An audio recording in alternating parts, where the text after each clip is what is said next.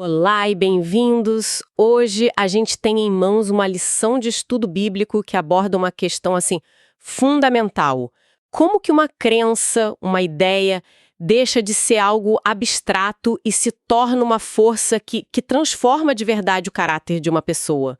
A fonte que a gente analisou, uma lição para o final de 2025, argumenta que não é um evento, mas um processo, sabe? Uma espécie de parceria contínua. Nossa missão aqui é desvendar essa jornada desde o primeiro estalo de consciência até o resultado visível, prático no dia a dia. Exato. E o material estrutura essa jornada de uma forma muito clara, costurando ensinamentos de Jesus, lá no Evangelho de João, com os argumentos do apóstolo Paulo, principalmente nas cartas aos Romanos, Coríntios e Gálatas. A lógica apresentada é quase como uma história em 3 atos, sabe?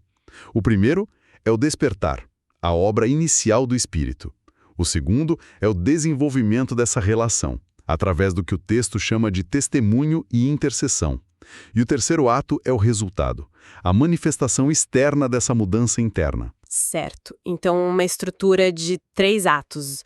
O despertar, a relação e o resultado. É um roteiro bem claro. Vamos começar pelo início, então. Como é que a fonte descreve esse primeiro estalo, onde tudo começa? A ideia central é que tudo começa na consciência. Não é um argumento lógico que convence, mas um despertar interno.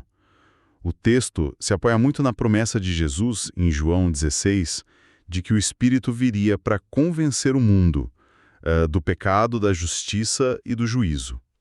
É apresentado como o primeiro toque, sabe? Aquele momento em que a pessoa percebe uma dissonância interna, uma necessidade de algo mais, uma consciência da própria condição espiritual. Mas, alguém poderia argumentar que isso é só uma mudança psicológica, um momento de clareza que qualquer um pode ter depois de uma crise ou de uma boa terapia, por exemplo. Como o material diferencia essa percepção espiritual de um insight que é puramente humano? Essa é uma ótima pergunta. E o texto aborda isso diretamente quando introduz o conceito de regeneração. A ideia defendida é que não é apenas um ajuste de mentalidade, é um novo nascimento. Usam a conversa de Jesus com Nicodemos, em João 3, sobre nascer da água e do Espírito. O espírito humano, que é descrito como morto, ou seja, separado de Deus, seria então vivificado. É aqui que entra uma distinção crucial que eles fazem, baseada em 1 Coríntios 2. A distinção entre o homem natural e o homem espiritual, certo? Precisamente.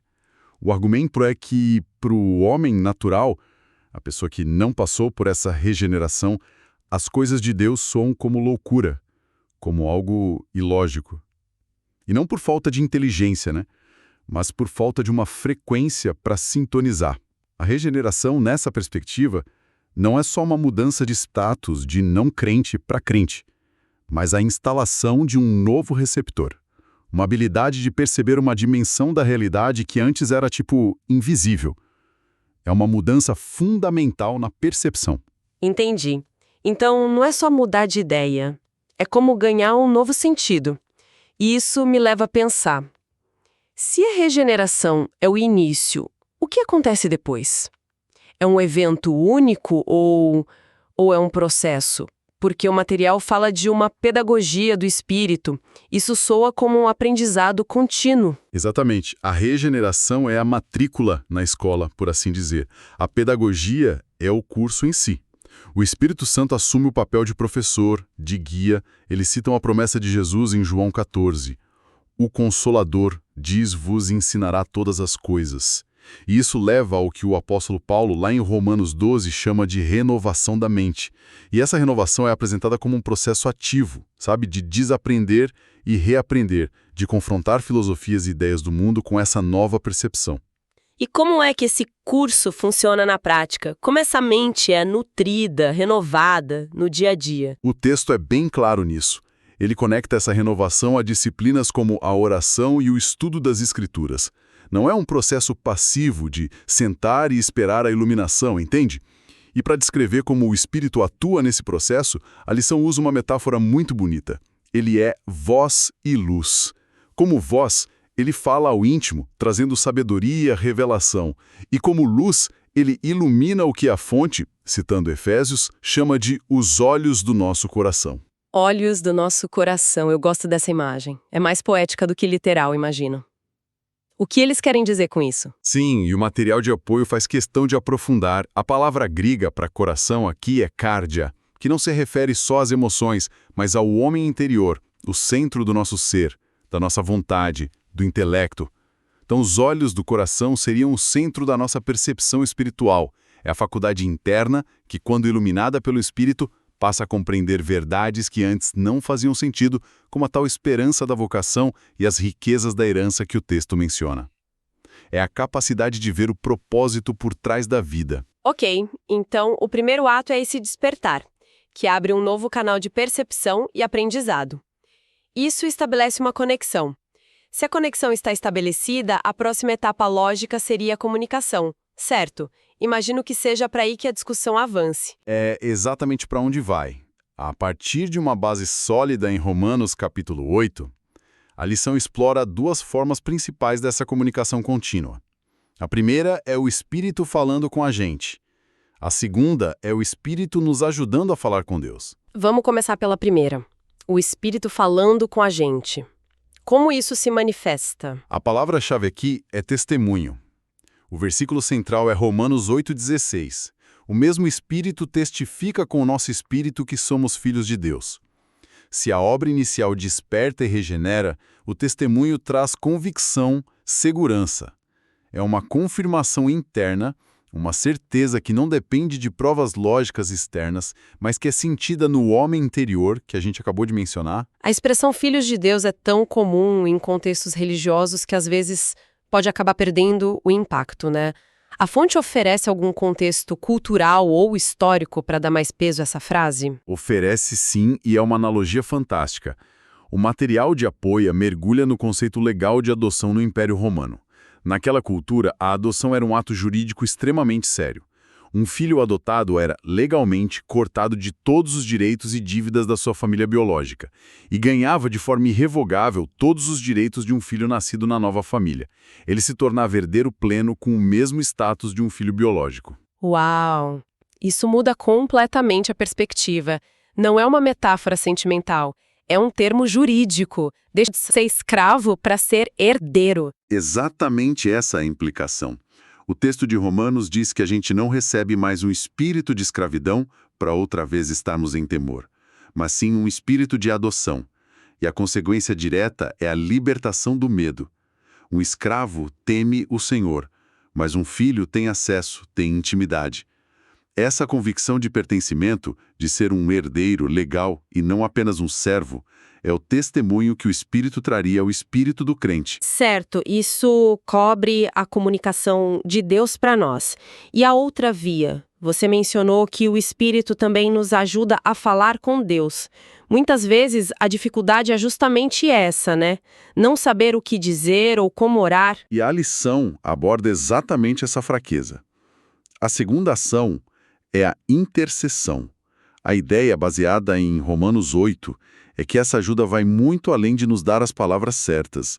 O texto fala do Espírito intercedendo por nós com gemidos inexprimíveis. É algo que, transcende o nosso intelecto. O material descreve como uma profunda súplica feita em nosso favor, perfeitamente alinhada com a vontade de Deus, pois aquele que sonda os corações conhece a intenção do Espírito.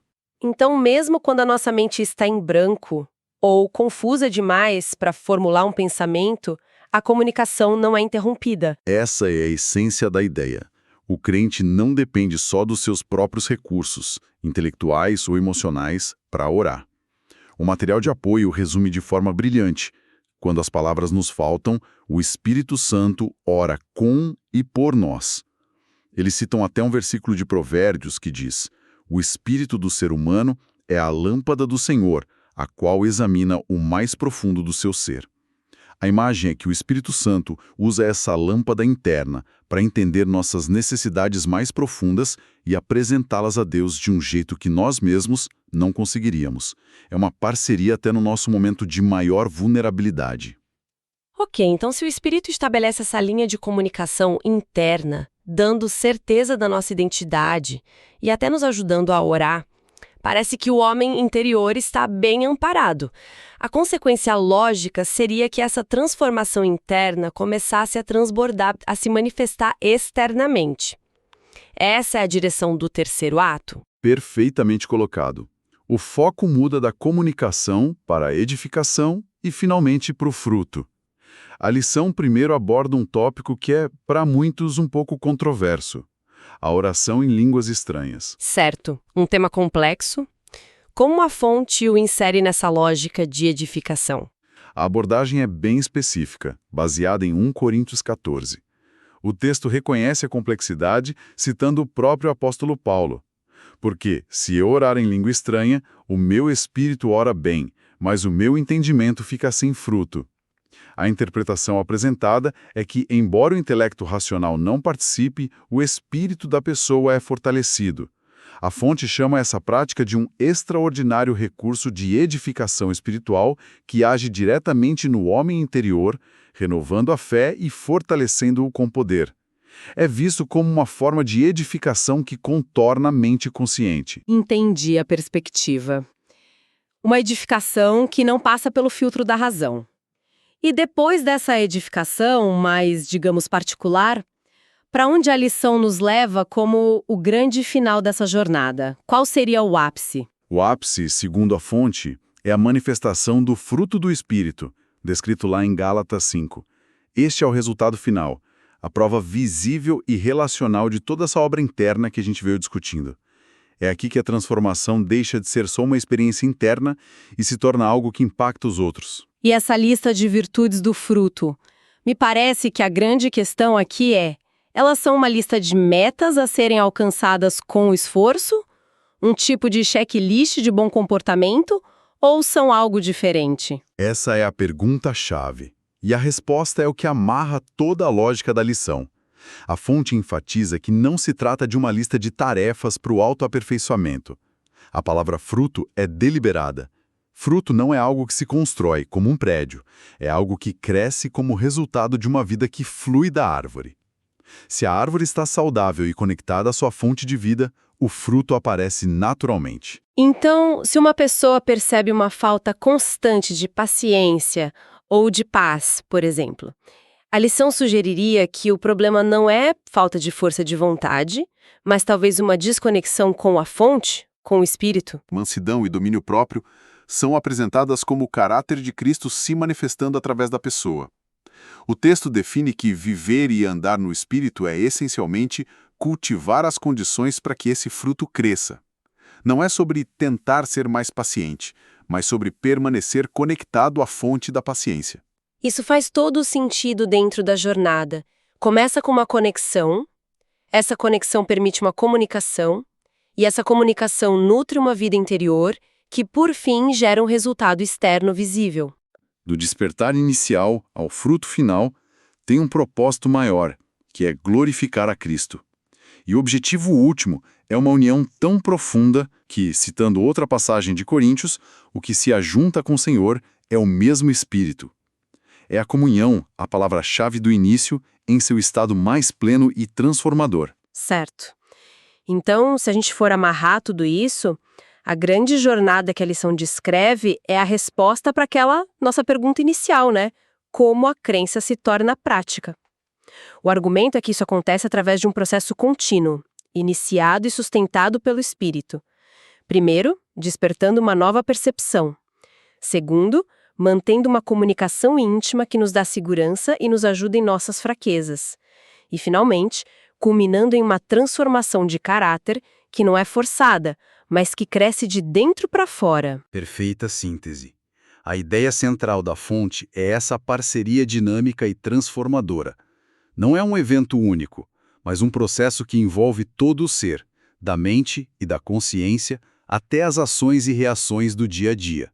É uma jornada de se tornar e não apenas de fazer. Para deixar um pensamento final com quem nos ouve, a fonte sugere que o Espírito ilumina a esperança da sua vocação e as riquezas da glória da sua herança. Considerando que o fruto do Espírito inclui virtudes como amor, paz e longanimidade, A reflexão que fica é: de que forma a manifestação prática e consistente dessas qualidades poderia, de fato, redefinir não apenas as interações de uma pessoa, mas o próprio sentido de vocação e herança em sua vida?